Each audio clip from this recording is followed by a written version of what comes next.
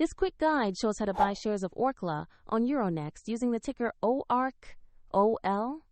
Orkla is a Nordic branded consumer goods company, and this video is educational, not financial advice. To trade, you need a broker. I will use eToro as an example to demonstrate the process. After registering, you must verify your account, usually with an ID, and add funds before you can place a buy order. Use the platform search box and type the ticker ORK.OL to find Orkla quickly. Select the matching Euronext listing to make sure you have the correct share.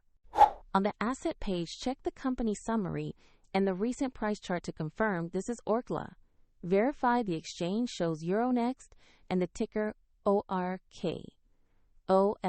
before proceeding. To place an order, click Invest, enter the amount you want to buy, review the order details, and confirm the trade.